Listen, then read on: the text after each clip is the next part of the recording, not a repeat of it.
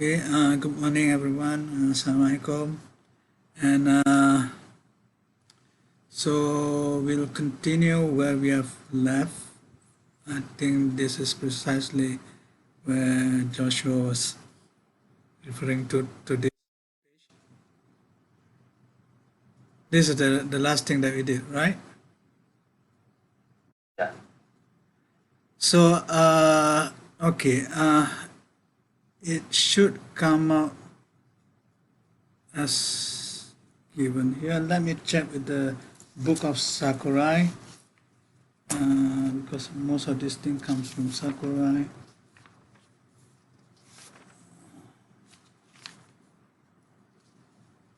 This is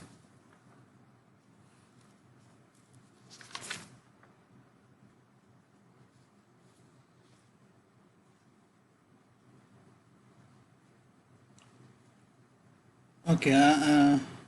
I have to check this equation later. So your claim that this is essentially you don't get this. Okay, so I will try to do this properly.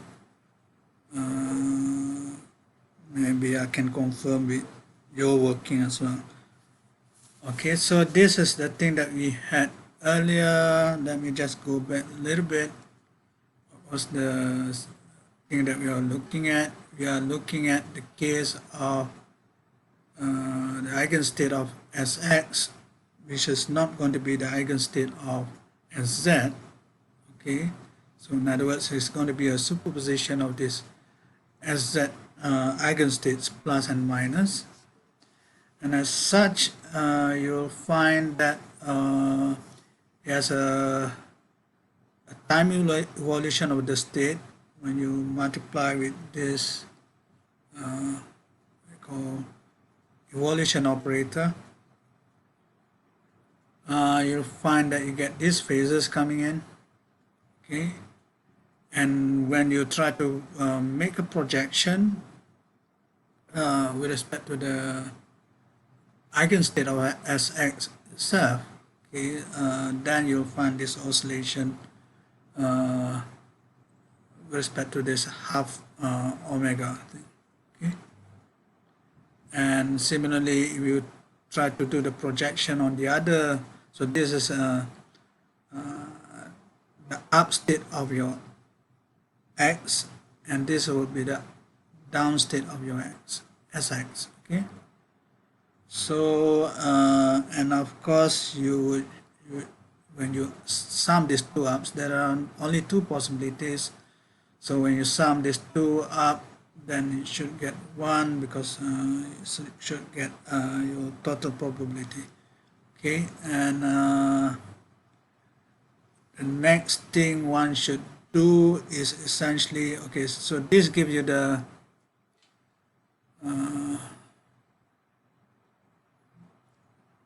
so it's a bit odd that you said, okay, and maybe I can do this. Let me just open whiteboard.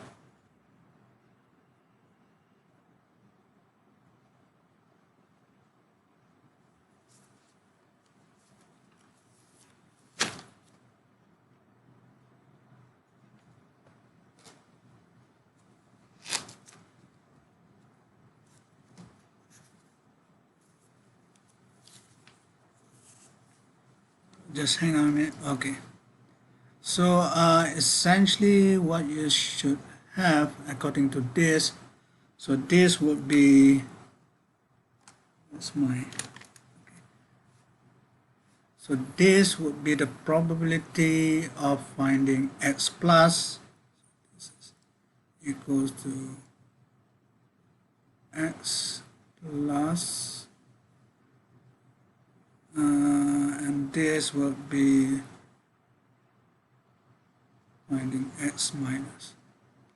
Okay. So one should have over here is, okay, it's a different thing, sorry. So here essentially the outcome will be the outcome of the measurement. So there will be a plus state for Sx, and then you times the probability, which is cos squared omega t over 2 from the top one, okay, and then this one will be the other outcome, okay, times its probability. So you can see that this gets to this h bar on 2, this whereas the half angle formula becomes a double angle formula for that, because you have a cos squared minus sine squared, okay. And I will have to check this, maybe I'm wrong, I could not find the page on the circularized book, but no, I will try to check this again, and maybe you can show me later on after the lecture what you have done. So right, so the next thing that we want to do, so in other words, here essentially just tells you that you have your expectation value of your spin operator for x, for your x component of spin operator will somehow oscillate with respect to the this omega thing, and similarly you should have a similar kind of what you call precession for your sy. Sorry. For sz, there is no such precession, because essentially you will be getting in terms of eigenstate. So in other words, when you add on the eigenstate, you get eigenvalues, and there will be cancellation. Okay, with respect to that. Let me see. Okay. So essentially this can be tested in experiments, and this has been confirmed experimentally. And essentially remember that the omega is related to what we call the Lande G factor. Remember what's omega here. Let me just go back. Omega is coming from this factor. Okay, and generally this is related to the G factor. This is the G factor for the electron. Okay, so you can determine that quite precisely from experiments by just measuring the precession. Okay, the next thing that we wanted to do is probably give you an idea of the rotation operator. One of the things that we have already mentioned before is that your angular momentum will be the generator of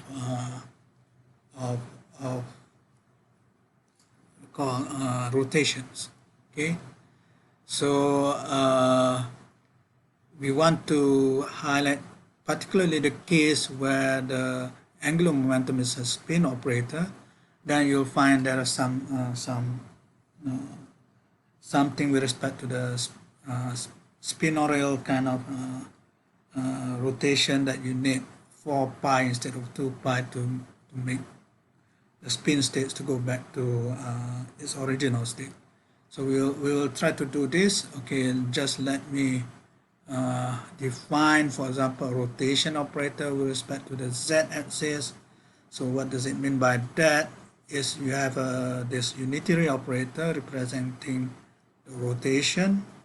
So this essentially is your generator. Okay, and your phi is essentially what we call the rotation parameter. Okay. Now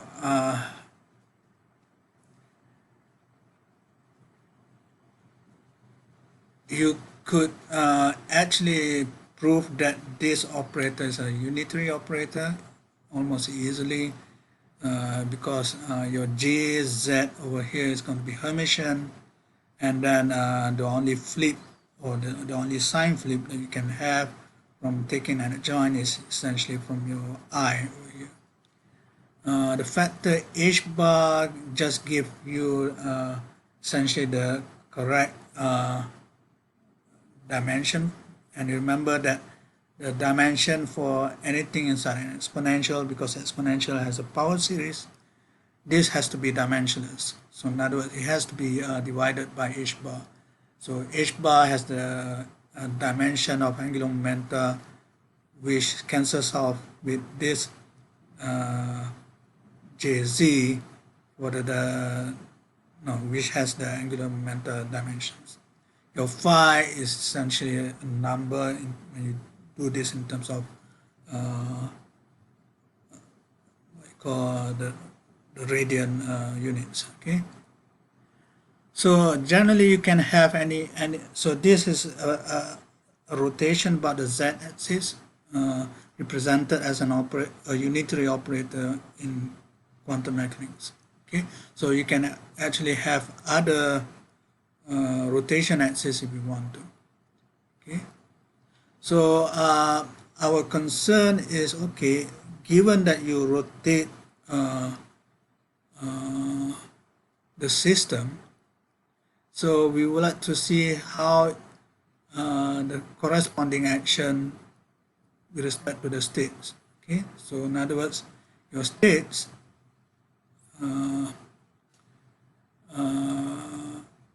would depend on some basis. Okay, so this dependent on basis. So and your rotation is essentially a unitary operator. So this is a unitary operator, and one of the functions of the unitary operator is just to change the basis. So in other words, this will be the state written in terms of rotated basis.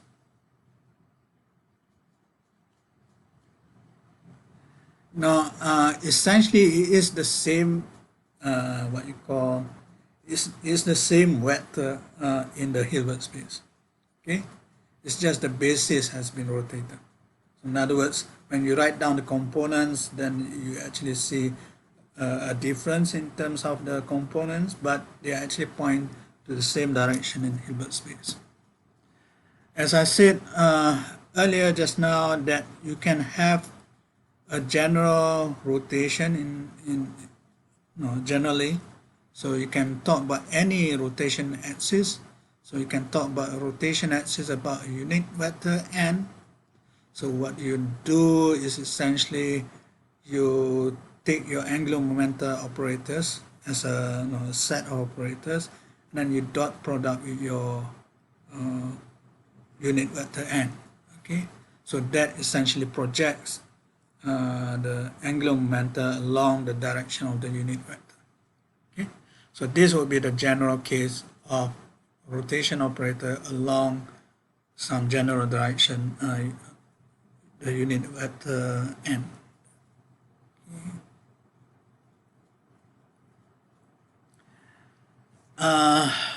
We need also to know something about how do rotation matrices forms a group. I believe you have done this in maths method. Okay, for the case of the classical rotation. Okay, the classical rotation, then you have your rotation matrices. When they multiply with each other, you always form another rotation matrix. So this is going to carry over into the unitary representation of the rotation group. So if, for example, in the classical case, you have R1, R2 equals to R3, so the effective rotation caused by these consecutive rotations are given by this R3, then the representation should also follow. So in other words, you find a unitary representation of the matrices over here. Okay, meaning essentially this represents R2 in this classical case, and this represents R1 in this classical case, and its multiplication will also give you the same functional relation that you had for the rotation matrix. So this should be an operator representing R3 in the classical case. Okay, so you have closure for rotation matrix here. So you have also the closure for the unitary representation. Okay. And, yes. What exactly do you mean by closure? Closure means is when you multiply the, so you can consider the set of rotation matrices, okay, and then when you multiply any element of the rotation matrix, it will always belong to that set of rotation matrix. So it cannot get out. So that means it's closed under multiplication. You just get back another rotation matrix. Okay. So as I've mentioned earlier that matrices in general, okay, not necessarily just rotation matrix, matrices in general obeys associativity, okay. So that means you multiply three matrices with different order of multiplication, because you know how to multiply two matrices easily, but multiplication of three matrices, there are various ways of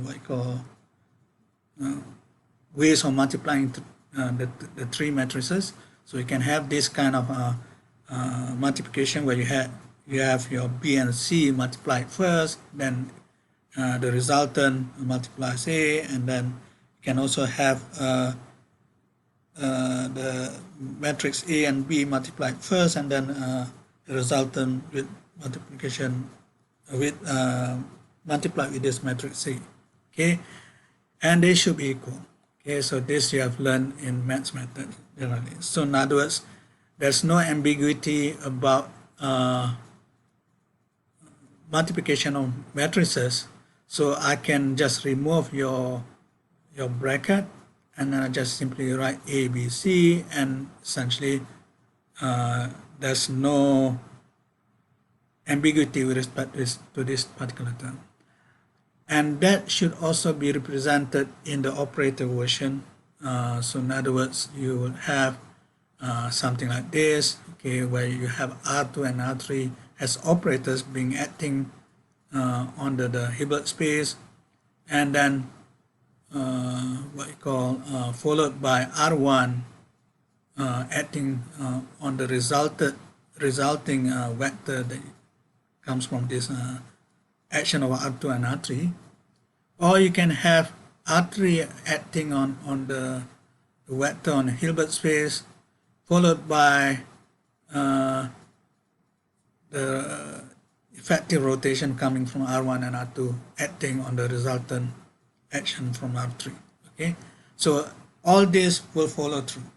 So there's no ambiguity with respect to how you multiply, even in the operator case. Okay, and then the other property that you need for a group is the identity. And the identity, if you just look at the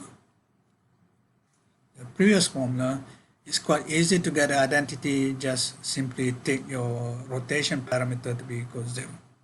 Okay, and that gives you the identity. And there you'll find that any rotation multiplied with that identity operator just give you the rotation operator.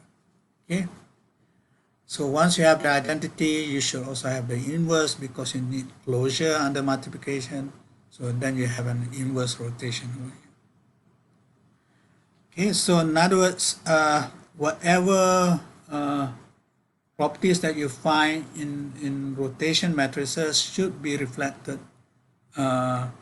inside your unitary operators representing the rotation themselves. Okay, so let's look at the case where your generator of your angular momenta sorry, generator of rotation, which is the angular momentum operators, okay, are given by the spin operators. So let's recall our spin operators. You have Sx, y, and z, and you can form this kind of cat-bra kind of combination for each of these components. And one can take any one of them to be generating the rotation. So in this case, let's take it a simple case first. So you just use the z component. So this would actually correspond to a unitary operator generated by the spin z component of spin, okay, which should represent a z rotation, okay. So so what we want to understand more carefully is what's the effect on the quantum states, okay. So let's look at these effects through the expectation values, okay. So the expectation values are essentially, let's say for given state psi, okay.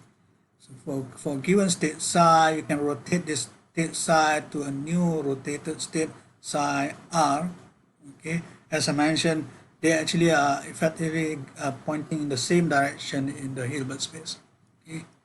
So it's just the components are going to change. So the expectation value in the rotated state, okay, is given by this bracket thing, and one can start looking at what is this psi r supposed to be. Psi r is now given by suppose we take the simple case just now, which is just that, okay. So psi r will be just your exponential I z phi h bar times psi. So substitute back into the equation for your expectation value. So you have that for psi r, and similarly for your bra vector psi r over here, it's also the same, but remember that you need what you call the adjoint operator. So in this particular case, we will change your minus I to plus I, okay. So let's now try to do this. Now it doesn't really the important thing is what is the effect of this operator inside this expectation value. So let's look at that. So this is essentially your rotation operator, Sx. So this should be a dagger here, rotation operator. Okay. So we're looking at this particular thing, and then what do you do in this particular case? You just substitute the formula for Sx given above, this one,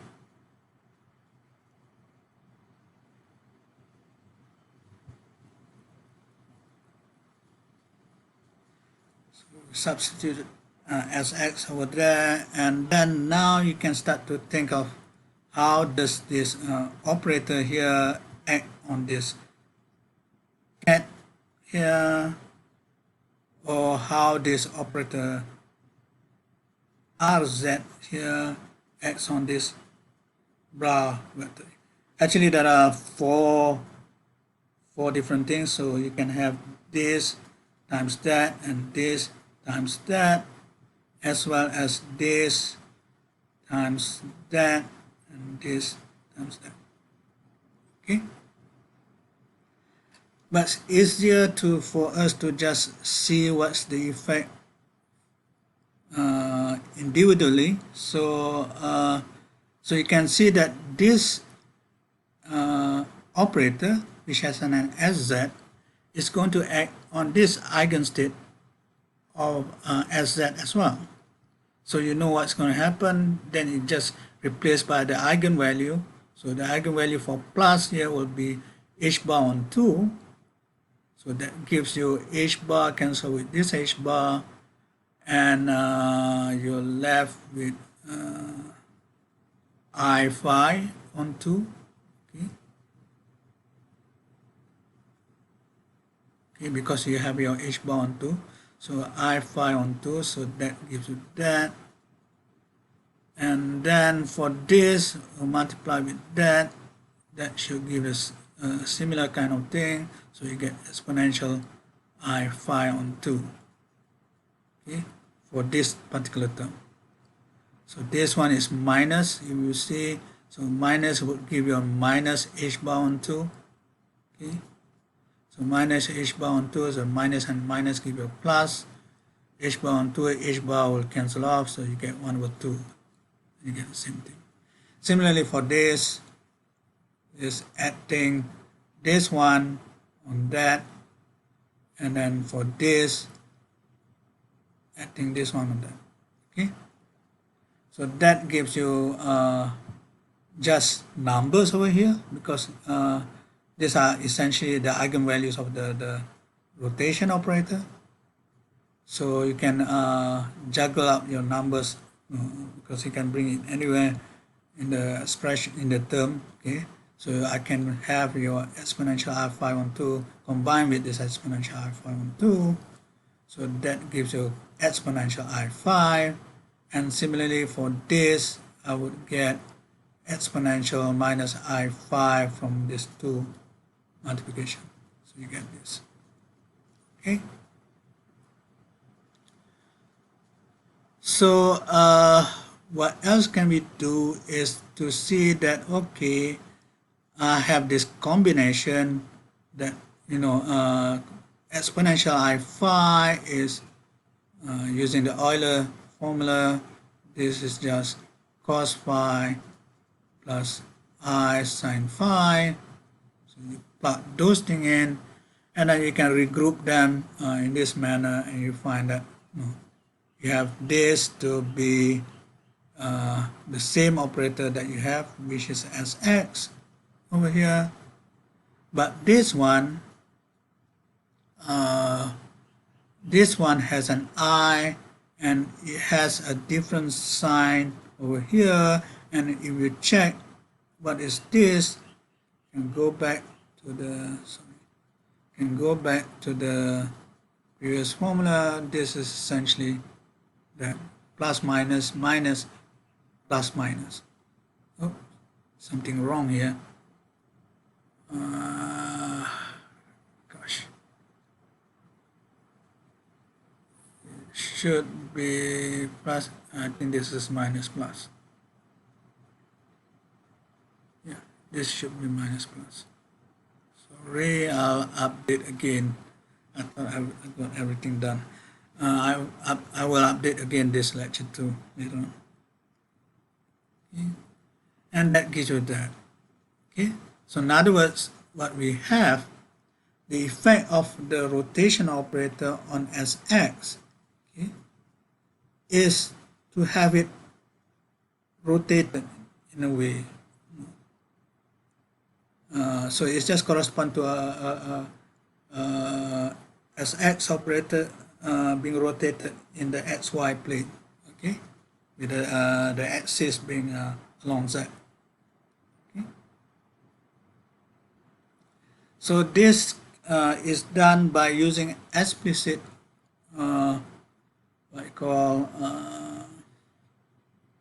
explicit representation of your Sx, and also over here, you just multiply on the eigenstates. There is a more general way of doing this, which is using what we call Baker-Campbell-Hausdorff formula. So this is probably I'm not sure whether you have seen this in the first course. So when you have this kind of combination, multiplying operator A here, then essentially when you sort of expand all these terms inside this exponential, then you get all these commutators coming in. Essentially the higher order term will involve nested commutators. Okay, so all you need in this particular case, when you apply it to the expression like over here, then you don't really need to know the representation of this Sx operator here. So all you need to know is what is the angular momentum algebra. Okay. So for example, BA here will be the commutator between Sz and Sx. Okay. And then for higher order term, so you have Sz, Sx commutator here, and then the resultant operator taken again the commutator with Sz. Okay. So you can build up all these things without referring to any explicit representation. Okay, and you'll find that okay, it amounts to a kind of a series. So you'll see that all the terms inside these commutators over here are either Sy or Sx itself. Okay. So here is essentially Sy, and then commutated with Sz gives you Sx again. Okay, and similarly for the higher order terms. Okay, so finally you can expand everything in terms of either involving Sx, okay, or Sy. Okay, so Sx you have this term coming in. This term coming in, so you get the identity operator here, or just 1 here, minus phi squared over 2. What happens to the h? Oh, your h bar cancel off with this h bar squared over here from the commutator. So your h bar squared cancel off, so you just have the numerical factor 1 over 2 factorial. Okay, and then similarly for Sy, so that will come from here, and then that will come from here. So you get phi minus phi cubed over 3 factorial, and all these odd terms coming in. Here are all the even terms. So you get even powers here, and you get odd powers here. And remember, all these even powers are no longer operators, they are just numbers. Okay, they are just numbers over here, so you know what these are going to be. So they are just your expansion for your in this case this will be an expansion for your cosine, okay, involving even powers of phi, and then this will be a sine function involving the odd function, odd powers of phi. Okay, so you get that back to this what you call answer that you had when you calculated earlier using the explicit representation. Okay.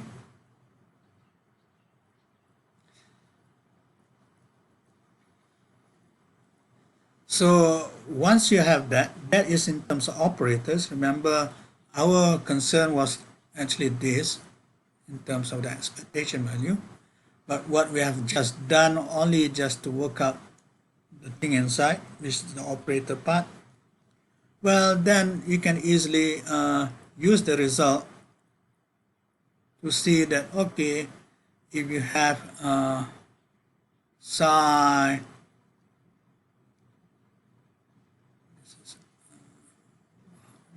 how the notation that I did, psi, okay,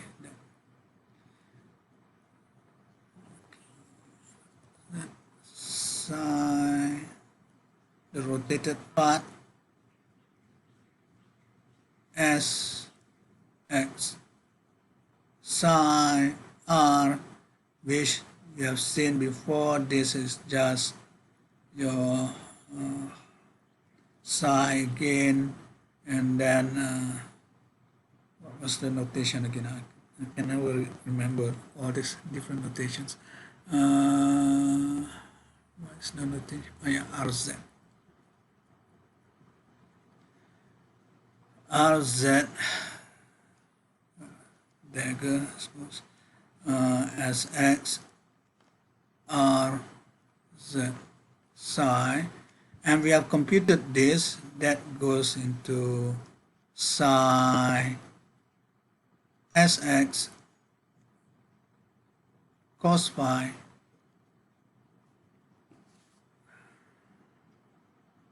minus Sy sin phi psi. Sorry, running out of space. So the only operator part is this one and this one. Okay, so your cos phi can comes up from the expectation value as a number. So you get expectation value of Sx, okay, in the original state of psi, okay, with expectation value of Sy in the original state of psi. Okay, so whatever we have done is essentially just saying that, okay, the rotated basis will just simply rotate your so-called spin vector, spin operator vector, okay, in this following way. Okay, so one can start thinking of doing the other ones. Okay, so this is in terms of Sx in the rotated basis, gives you that in the unrotated basis. Okay, but you have this rotation coming here. So similarly for Sy in the rotated basis will give you a similar kind of expression. But for Z, you see that since Z is going to be multiplying, for example, Rz dagger as Z and Rz, they commute among themselves. So I can put, okay, let me just write it down so that you can actually see it. So Rz, so this one here will involve Rz dagger and Z Rz, okay, but they commute. Okay, Rz and Sz commute, so I can write it in this way. So let's say I'll do this way, for example. Oops. Rz dagger Rz, because Sz and Rz commutes, but Rz dagger Rz, because they are unitary operators, so that gives you 1. Okay, so in other words, the expectation value for any state, for that matter, okay, of Sz is actually unrotated in some sense, if you want to think about it. Okay, right. But okay, so what if you look at the kind of thing that you have for these expectation values, you see that, okay, this is just like a rotation vector. So this is like a component for S, a component for Y, and a component Z for S over here, and then you just simply rotate, just like as if it's just a ordinary vector. So in other words, generally, given any rotation, any considered rotation, over here the one that's been considered is the case of Rz. Sorry, too fast. Rz, but now you can think of any rotation matrix, okay, present it in terms of unitary matrix, then whatever expectation values is going to follow the same thing that you find when you rotate vectors. Okay, so this is good in a way that corresponds to sort of a rule of thumb in quantum mechanics, that your expectation value would behave almost like the classical thing. Okay, and this is what is known as the Ehrenfest theorem. Okay, so okay, I've not mentioned essentially what's the difference when you do the spin operators. Well, okay, so now let's consider your state. Earlier we have not considered your state to be expanded in any form of basis. So now let's consider your state to be expanded in terms of the spin basis. Okay, so I can write your psi. Okay, this is just your identity really. So so when you resolve this identity operator, so you get plus plus minus minus. Okay, so I'm just multiplying this identity operator psi. So in other words, you get this coefficient times plus, and then this coefficient times minus. Okay. So now what happens when you rotate it? So you multiply this rotation operator, okay, to this state psi, which is now expanded in terms of the spin basis. So what's going to happen? So I have this thing multiply, say, a plus, okay, then I get h bar on 2, for example, so I get E minus I h bar on 2 phi divided by h bar, okay, and then reduce to that thing like the ones we did earlier. Okay, so I get this eigenvalue coming in front of this term, and then this eigenvalue coming in front of this term.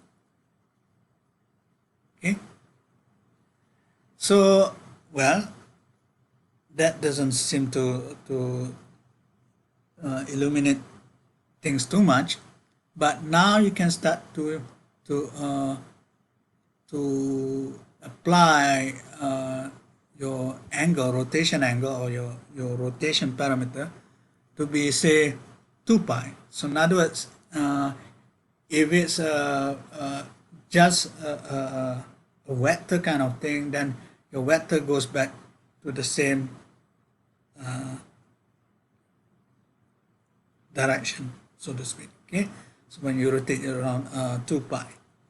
But what happens in this particular case is that under this rotation, you'll find that the rotated spinor state, okay, this is now becomes a spinor state because you expand in terms of your spin eigenstates, okay, you'll find that you get this minus sign coming out.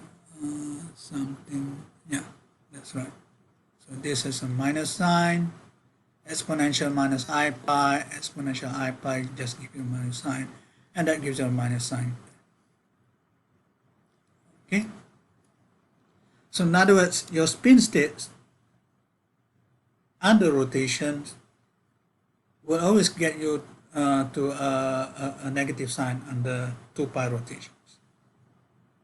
The only way that you can return to the same state, meaning without a minus sign, is you rotate another 2 pi, so that the first 2 pi rotation gives a minus sign, the second 2 pi rotation gives you another minus sign, and then that cancels out. Okay. So that sort of tells us the peculiarity of a spinor state. Okay.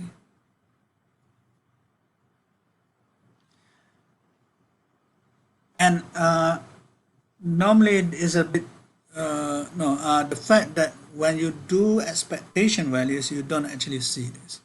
because when you take expectation values, psi r here, s, whatever that is, psi r under 2 pi rotation, this gives you minus psi, but also this gives you minus psi. Okay. So the minus sign cancels off, so you don't actually see this in the expectation values. Okay. So in order to see this, then you have to see the behavior of the spin state itself rather than just averaging out. Okay, any questions before we move further? Let me see how far we've gone.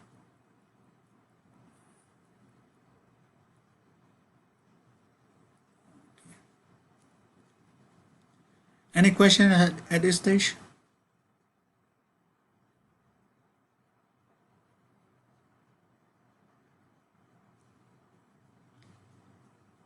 Everyone seems to be quiet.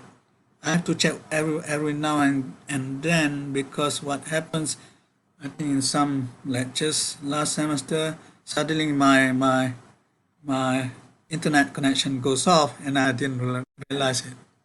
So I have to check this time every now every couple of minutes. So if there are no questions, I will continue.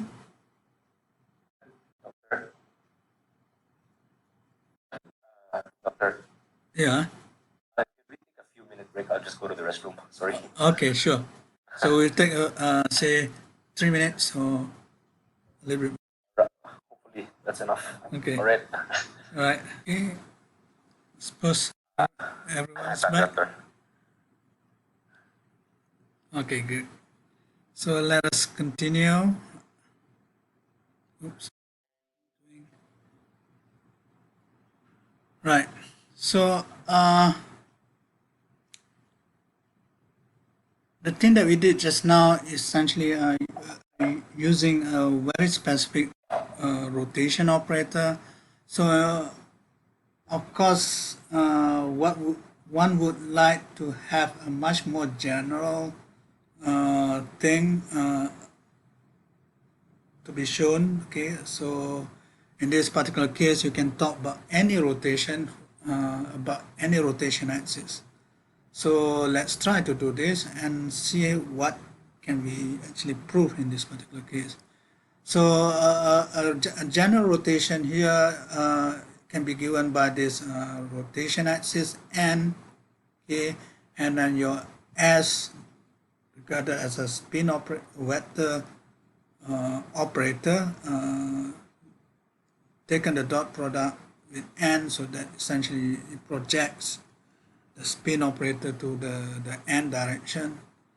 And we'll look at this instead. But now what we can actually do is, okay, I can again refer to your spin operators being related to your polymetrics, okay, without writing down explicitly your polymetrics representation in full. All I need in this particular case is essentially just to have the properties of polymetrics that you already seen, I think, last lecture, if I'm not mistaken.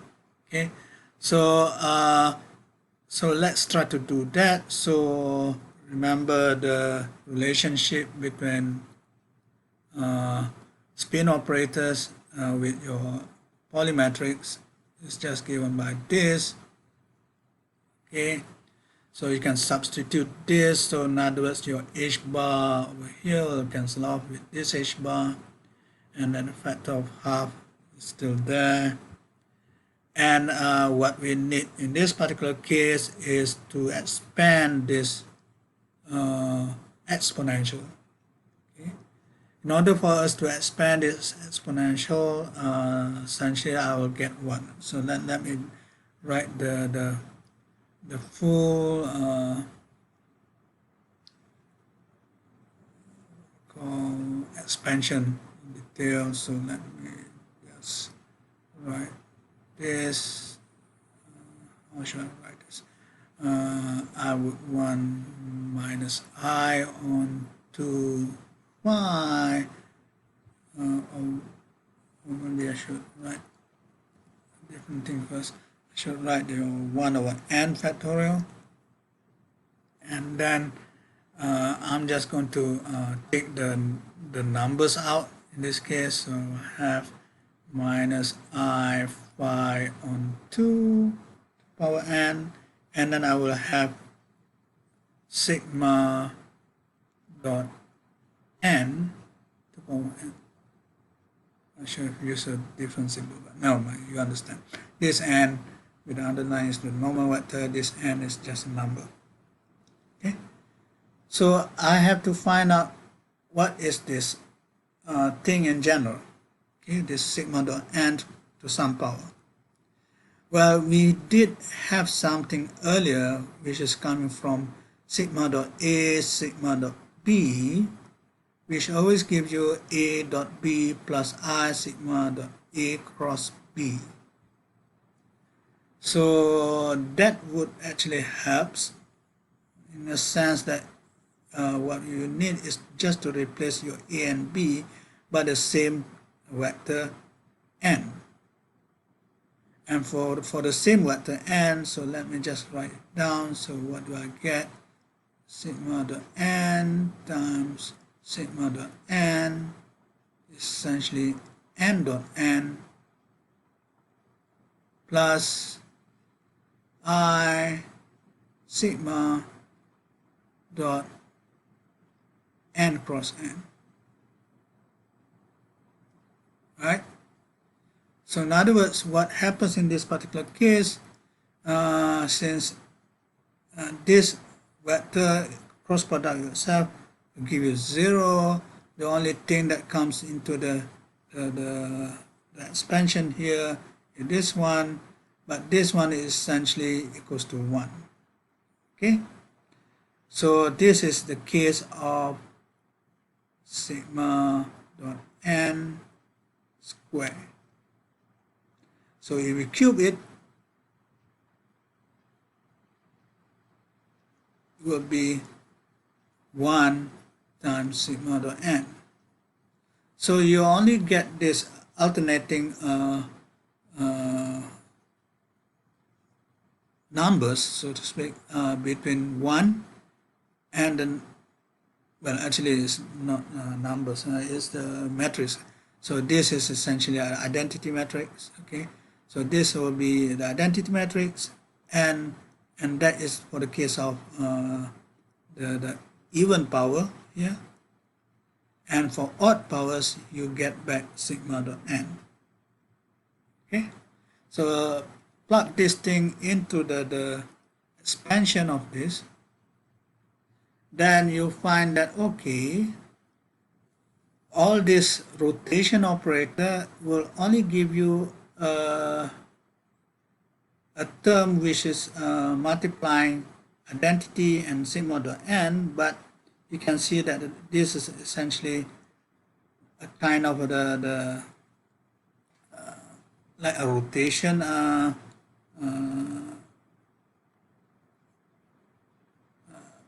matrix element kind of thing. Okay, and then this also like another matrix element, rotation matrix element in this part. Okay, which is already good enough for us to actually look at things in general. So one could actually write them what this matrix is supposed to be, but this is actually equals, I'm not sure whether I've written it down. Yeah, it's over here. So you can actually write down the matrix of this rotation matrix. Okay, so this I'll leave you as an exercise for you to check it out. It's quite easy. But now goes back to the point of how do this particular general rotation now acts on a particular state. psi. And suppose that particular state psi is given by in terms of a spin state. So you remember earlier on we talked about spinor state. There will be a plus component, psi plus, and there will be a psi minus component. Okay, that sort of correspond to the spin up and spin down components. Okay, so what we have is that this operator now can be written as a 2x2 matrix in this way. So you'll be able to find out how this spinor components actually being rotated accordingly. Okay. For us, the one thing that we really wanted to check is now whether if you have a rotation of 2 pi, now a general rotation on the 2 pi, will it give you a minus sign just like you expect for the case of the Z case earlier? Well, it's easy from just looking at the rotation matrix itself, okay, the rotation operator itself. Just substitute your phi equals to 2 pi, and that will just give you this cos pi minus I sigma dot n sine pi. Of course, sine pi will be 0 here, and cos pi equals to minus 1. Okay, so in other words, when it multiplies this psi plus psi minus, it gives you this what we call minus sign for both components. So it will not go back to the same original state under the rotation of 2 pi rotation. Okay. So one could also try to look at the components. Remember, I'm using a different notation now, which I've already introduced earlier. So this is the spin up state corresponding to your spin operator Sn, okay, and spin down state corresponding to Sn in this case. Okay, so what's going to happen in this particular case is that under this kind of rotation, let me just go through. Okay, maybe I should mention about this. Consider the case of what should we say? A general rotation. Maybe I should have mentioned this again. A general rotation really can be given in terms of what we call rotation using Euler angles. I'm not sure whether you have come across this. Anyone? Have you?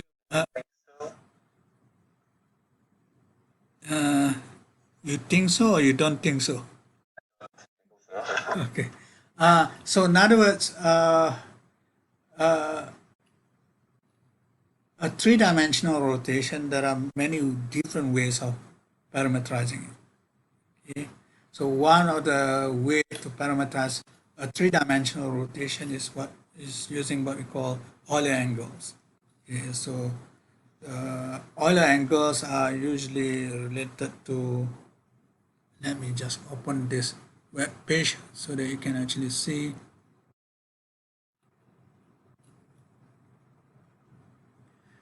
So this is the kind, let me see, yeah.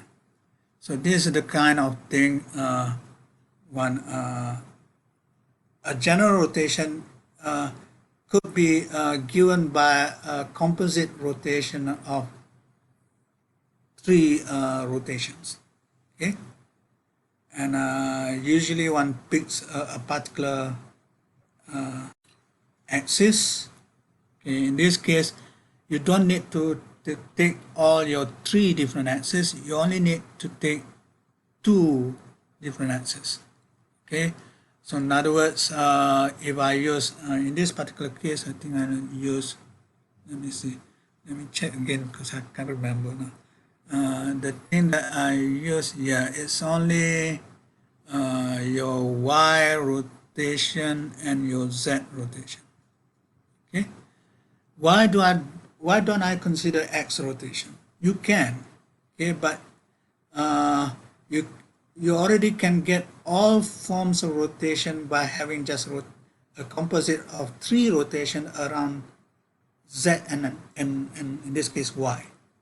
Okay, so you only need 2 rotation axes, but you have to have the 3 different rotations.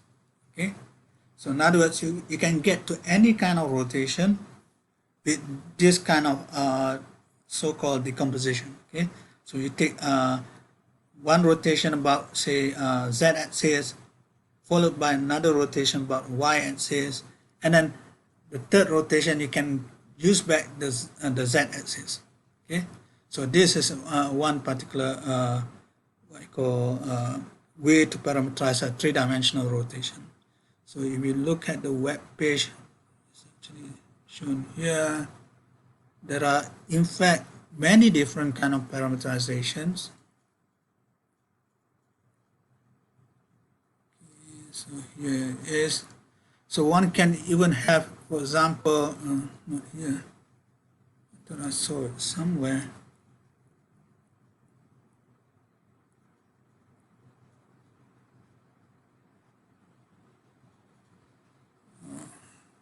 So this, whenever you want to find it, you sort of lose it. Yeah, here. So if you look at here, so I can adopt this. This is again one form of Euler angle prescription. So I use Z rotation followed by Y rotation, X rotation followed by Z rotation. Okay, and then you can do any other any other combination of the 2 rotation axes. The one that we are using, I think, is this one. Okay, ZYZ over here. Of course, no, it's not unique. Okay, this is the thing. Okay, because of the different possibilities that you can have. The one with all the different what you call rotation axis is it's called a different thing, which I never really use this thing. But the Euler angle one is probably the little bit well known. You're supposed to cover this in classical mechanics when you do rotation of rigid bodies. Okay, so you can read this for yourself. I think. So let me go back to the notes. So our point here is now to consider this general rotation built up by this rotation about, say, in this case, I think it was the Z-axis. Let me go back to this picture.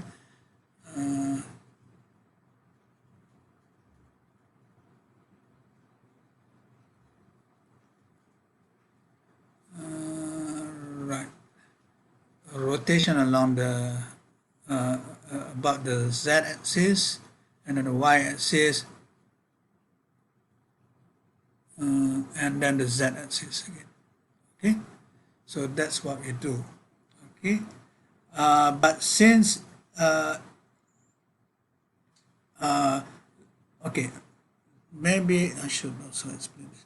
We are going to ignore, for example, one of this rotation because, for example, if you take a spin-up direction,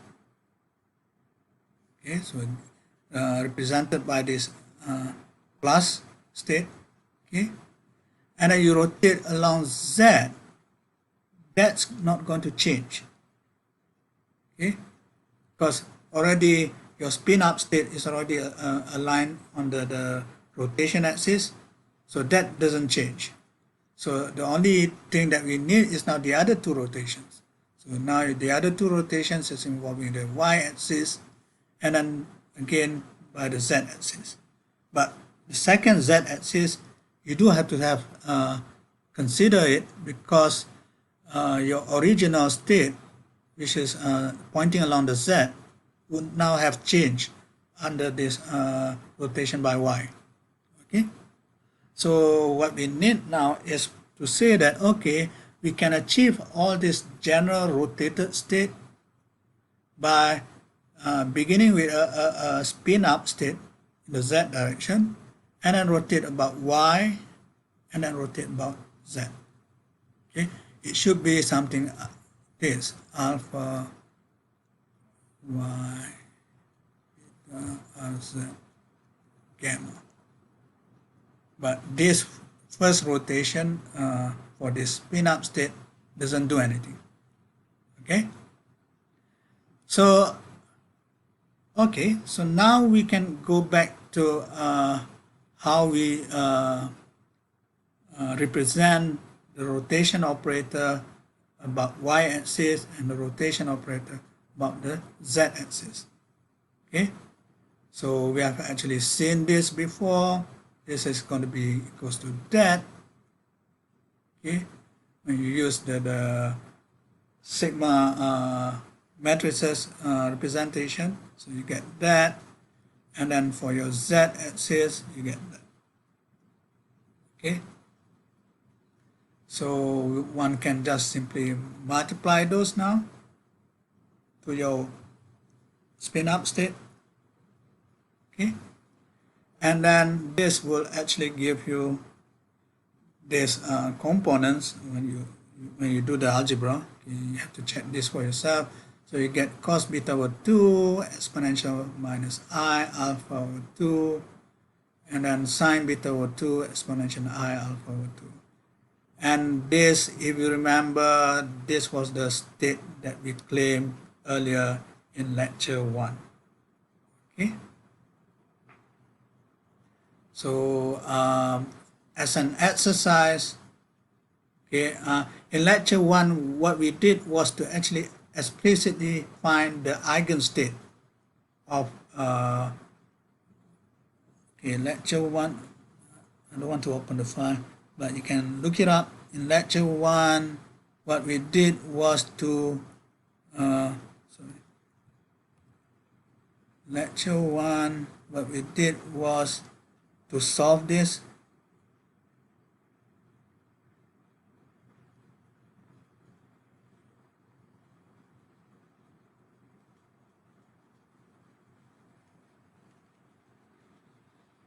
Okay, and then you solve the eigenvalue equation for this, then you find that, okay, the eigenstate for Sn is given by that. Here we are doing it differently.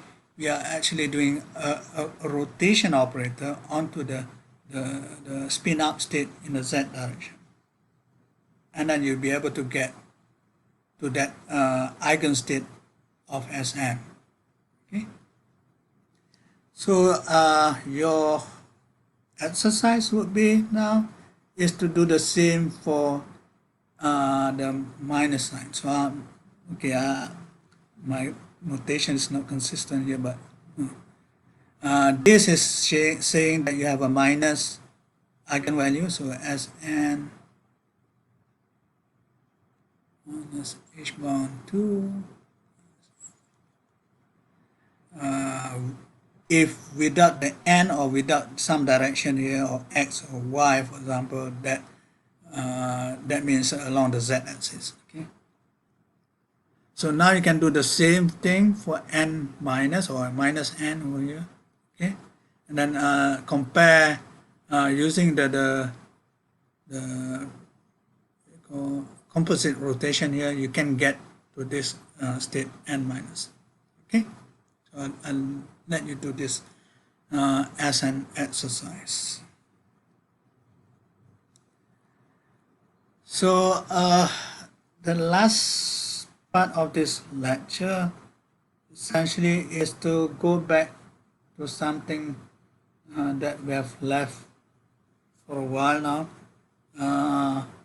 Remember that your rotation operators can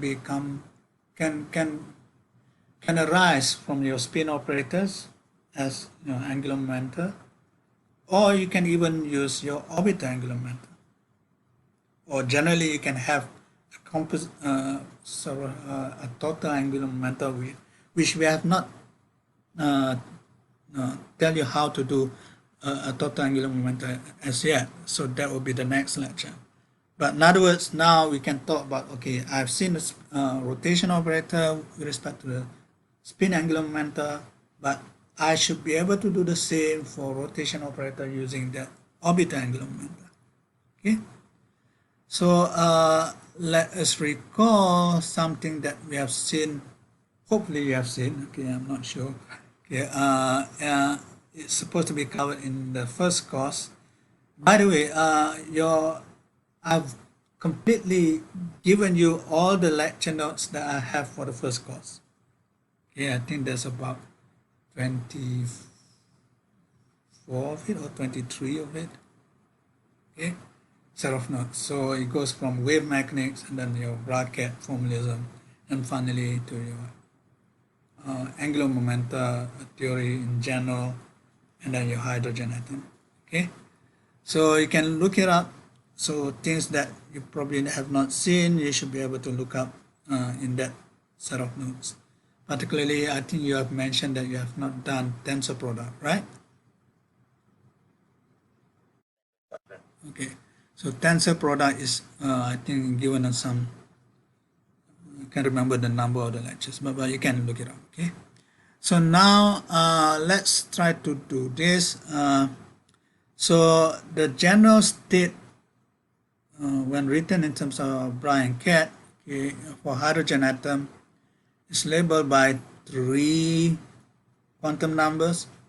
Okay, I'm ignoring spin at the moment because we have covered spin earlier. So these are essentially the spatial part. So we are considering spatial part of the Hilbert space.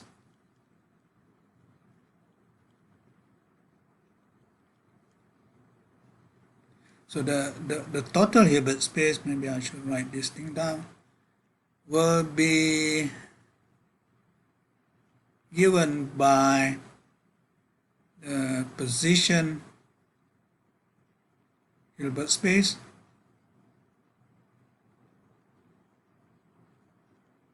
tensor product with the spin Hilbert space. I think I've introduced this earlier when we talked about spinor wave functions, right? So we have that. Okay, so your spin part will always be written in terms of matrices, and then this one will be written in terms of functions. So let's just do this part.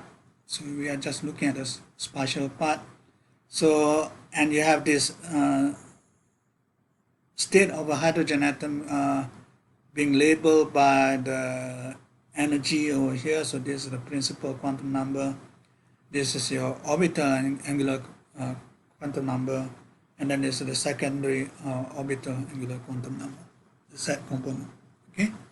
So this is in terms of a bracket kind of formalism. So it doesn't have any particular form in a sense. But if I want to have the wave function, what do? I will just take the projection along some position eigenbasis.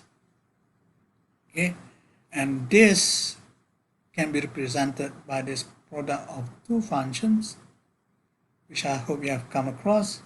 This is your radial wave function, and this is your spherical harmonics. Okay, so in other words, this kind of representation is using your spherical polar coordinates. Okay? Instead of x, y, z, I have r, theta, and phi. So when you have r, theta, and phi coordinates, the whole wave function can be decomposed into two parts. One is the radial part, one is the spherical harmonics part, okay, the angular part. Okay. And let's ignore the radial part, okay, because the radial part doesn't take, doesn't participate in telling you about the angular momenta. Okay, the one that gives you the angular momenta is coming from the spherical harmonics. Okay, and if you look what actually happens there, I'm just ignoring the radial part, the radius. Okay, so if you have a vector, the vector will have the angular part. For example, I have a vector here. Okay, so this is r. So the direction will be given by your, see, so this is theta here, and then over down on your xy plane, this will be given by phi, right? The other part is along the radial direction. So the radial direction gives you the length of this vector. So I'm going to ignore that because the one that gives you all this rotational thing will not involve this radial direction. In fact, under the assumption that we have done it for the hydrogen atom is that your potential in this particular case will actually conserve angular momentum. Okay. So hopefully you have seen spherical harmonics. If you have not seen all this particular details, may I know where you have actually gone through spherical harmonics? I think so, Doctor. It looks familiar. Okay, good. So spherical harmonics is just okay, let me, where is that? Okay, spherical harmonics is just your Lm, and then you take the position representation. Now your position representation now doesn't need to depend on your r. So it only depends on where the orientation of this direction is supposed to be. So that's why I'm replacing your r here by your unit vector n. Okay. So that means that, okay, what I'm considering here, I don't care about what r is, okay, the magnitude of the position vector, but I just need to know how it depends on the orientation in space. Okay. So one can start to think of, okay, let's consider this direction in space, the direction I can get, and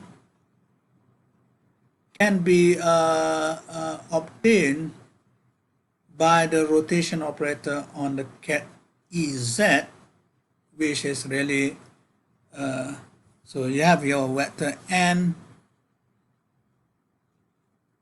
in general, but I can always generate this vector n from a vector Ez here. Okay, by applying a rotation operator like we have done just now. The spin up, we can always get the general spin state in the n direction by just applying the rotation operator. So we do the same here. Okay, so like before, we have seen the rotation by the Euler angles. Okay, so your beta here will, I think I have a picture somewhere. No, okay, it's the earlier picture. Okay, beta is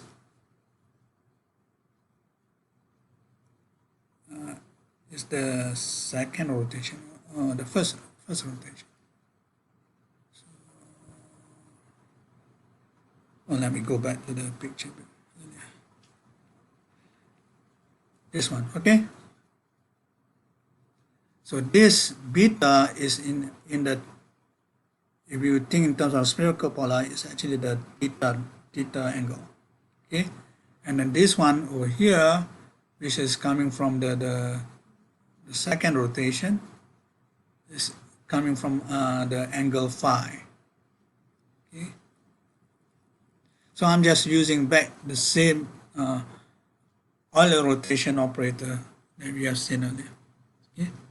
So I'm going to apply this to the state, the position state that points along the z direction. Okay, but if you apply directly over here, one doesn't quite know how to operate this rotation operator to that. Okay, because this is really a position vector, so to speak. The one that we have seen is how the rotation operator acts on an angular momentum state. So what do we do in this particular case? Instead of acting directly on this EZ, I'm just using the resolution of identity. Okay, and plug it in between. Okay, so I plug in between the rotation operator and the state that we are considering. Okay, right.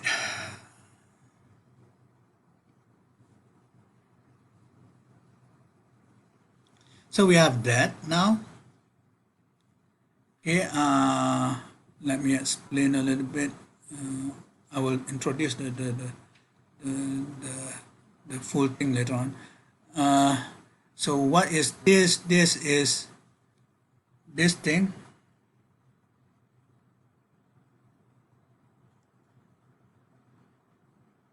Okay. So how should I do this? Oh yeah, okay. So I should have seen this only. Okay, so if you take the inner product between this state with the angular momentum state Lm dash, so we want to avoid this the usage of the same quantum number. Excuse me a little while.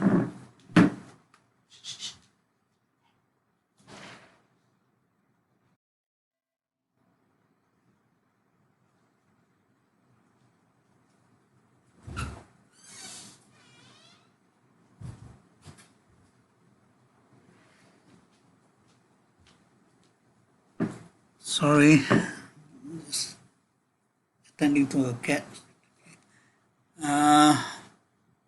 Where was I? Right. So what we are doing is trying to take this state using an angular momentum state. So you project it to some angular momentum state. So in other words, this part becomes so this is going to be right equal. This thing is really what? This thing is really Lm dash d of r Lm. Okay, I'm using L because in normal circumstances your angular momentum is conserved, so I will be using your L. Okay, so that is essentially this object over here. Okay, so what does it have there? Remember, I'm going to represent it in terms of this Euler angle thing. Okay, and then the other part will be involving this. Okay, and that okay is essentially remember that we had earlier this. Let's see, I think I had, yeah, remember we had earlier this kind of thing. So now instead of that we are having Lm n, for example, where n is now Ez. So this is essentially Y Lm conjugate. Okay, because this is conjugate of that. Okay, right, so you have that. Okay, but I can actually write down in this particular case, because I know the direction Ez. So the direction Ez, so if you look at the So this is EZ. So what is your angles here? Well,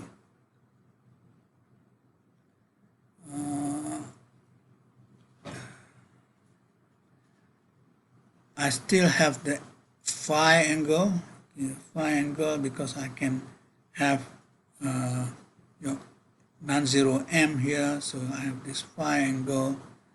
But your theta, because it's pointing along this direction, theta is actually equals 0. Okay? So I have this YLM star theta equals 0 times phi, with argument phi. But then I will be able to see that this should be also equals to this m that I'm going to have should also be equals to 0.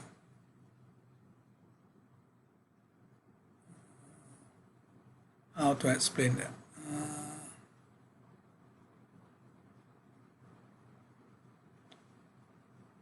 Let's see.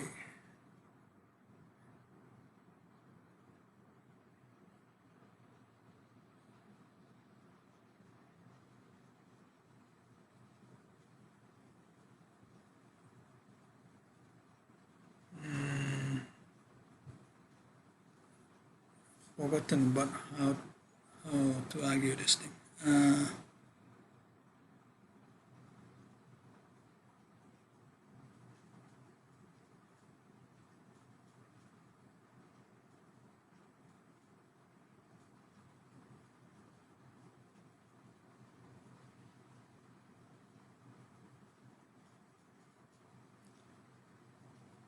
Okay, again, I suppose I'll come back to this. I have to think about it a little bit more.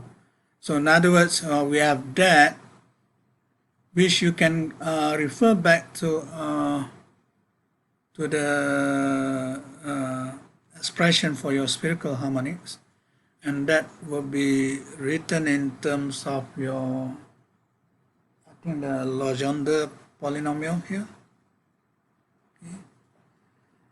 I'm just trying to figure out why is this delta m 0. I'm pretty sure it's with respect to this particular direction. Has to be y.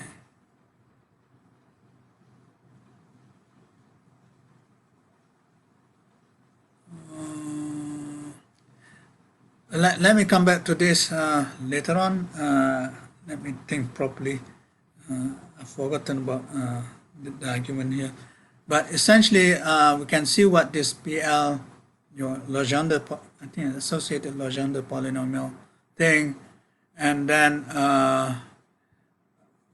it has the argument cos theta there. Cos theta is going to be cos 0, so that gives you 1, and then essentially that gives you this this particular value coming from the spherical harmonics multiplying the Legendre polynomial. So why is m equals 0? That's probably something I have to think a little bit more and probably come back to you maybe in a later, the next lecture, I suppose. But essentially now we have actually being able to write down your rotated spatial vector coming from a rotation operator times this quantity thing. Okay, so let's do that. Okay, and essentially you have plugging into this formula earlier. Okay, so this already been worked out to be equals to that. So all that's left is this thing, and that would actually give you the relationship between this matrix, what you call matrix functions, so to speak, with the spherical harmonics. Let me see. Yeah, so your alpha equals to your angle phi here, and beta equals to angle theta, which gives you this particular function. Now this d later on will give you the general case. It's called the Wigner function. It's actually defined below. So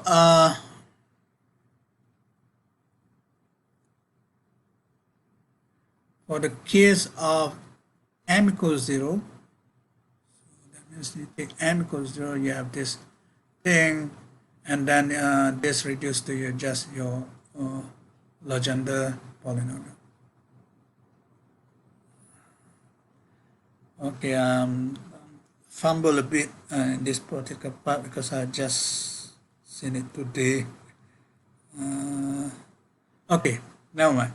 So I'll come back to this point later on in the next lecture, and then hopefully I can figure out why that n equals 0 thing. Right.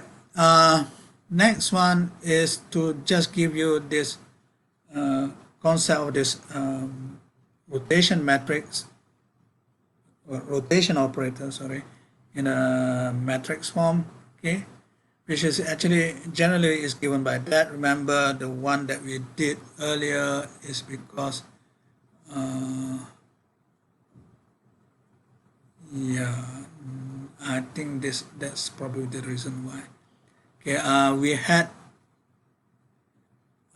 this rotation operator where gamma is actually equals 0, and I think that explains this, but let me explain it in a more explicit way later on. Okay, so but generally we have that the other first rotation acting on some general state here.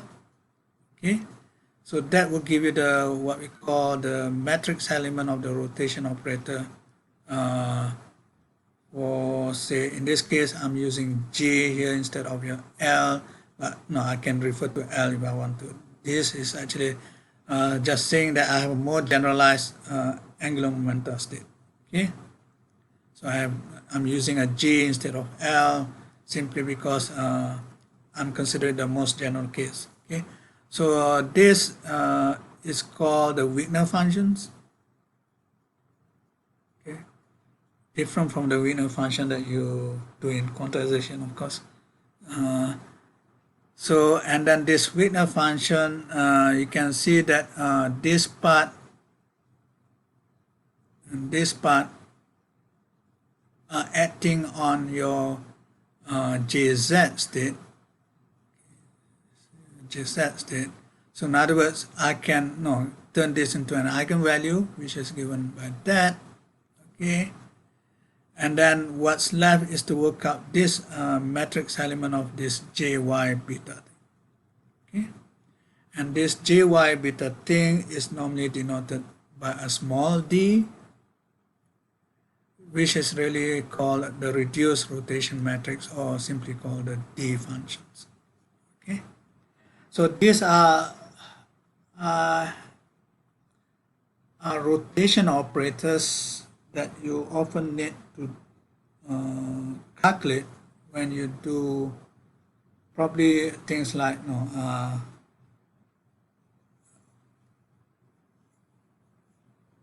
kind of expansion using angular momentum states, and this idea of Wigner function or the D function will actually come to play.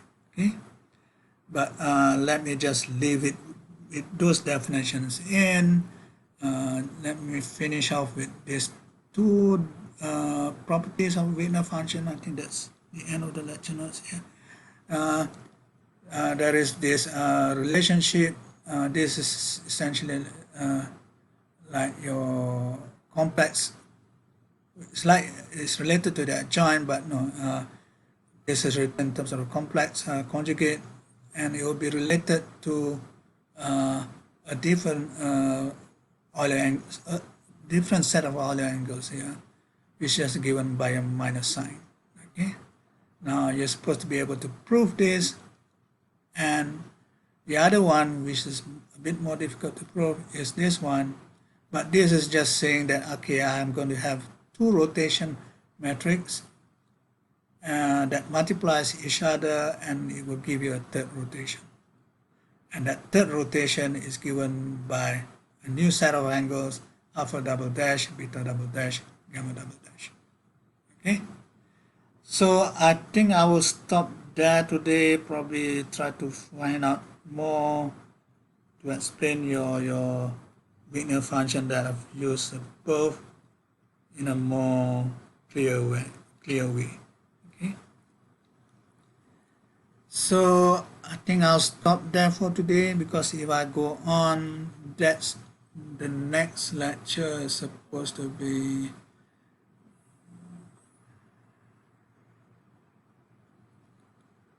I don't want to start on new topic here, so let me just do this later on. So this will be additional angular momentum. Okay. So any questions at this stage? Sorry about the fumble thing, because I've forgotten to look it up earlier. Well, this morning. Doctor, Yeah. doctor, Yeah, go on. does the D, when you initially introduced D in page 11, does it necessarily only operate on EZ? Operate on? EZ. No. It can operate on any. If it operates on Z, that means I should be able to find out. For example, like the case of the spin state. Okay, if it's already pointing the Z direction, then there is no need for me to look at the first rotation, which involves Z rotation, because that doesn't change. Okay, so it is the same reason here. So you don't really consider the first rotation that gives you the, I think, what angle is that? I think gamma.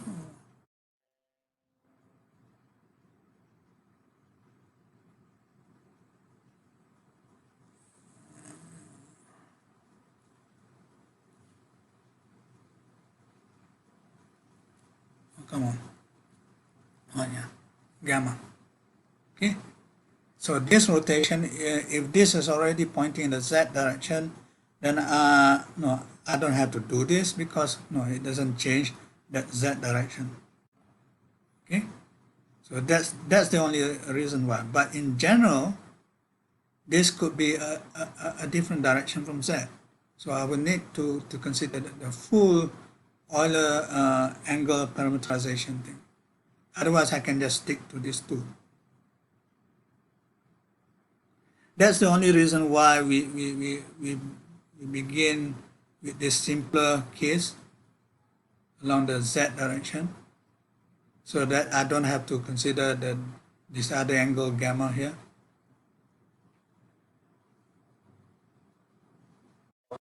Doctor, you would get the same result, just that there would be an extra component to the There will be derivation. Is that an it? extra angle. Okay. Okay, and of course, once you have more parameters, things can get complicated. Okay, if you look at some of these calculations, it's quite messy. Okay, for instance, this the proof of this.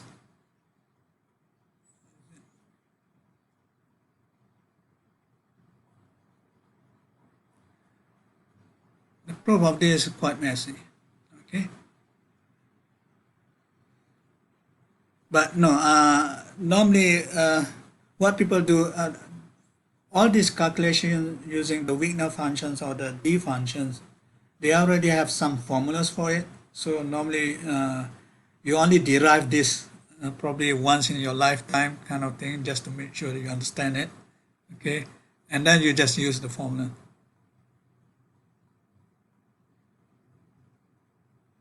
I hope that explains why I'm not going to concentrate, because you can have, people are doing all this angular momentum calculation. They have a whole book on that, and they're all no. Mostly you get no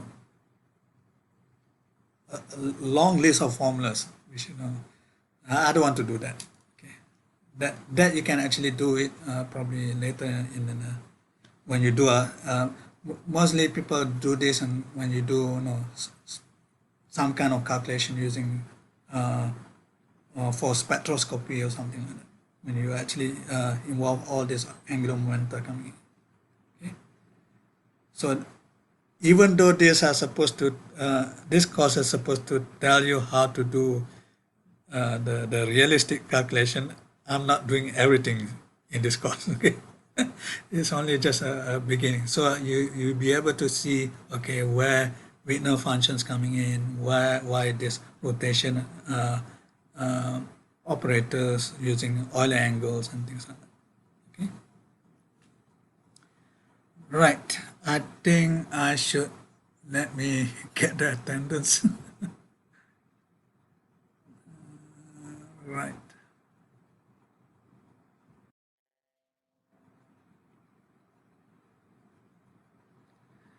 Okay, if there are no immediate questions, we can stop, suppose, and I'll see you again, God willing, on Thursday, right? So give me time uh, to look back at the notes, not only this morning. Okay, thank you very much, everyone. Thank you, Doctor. Right.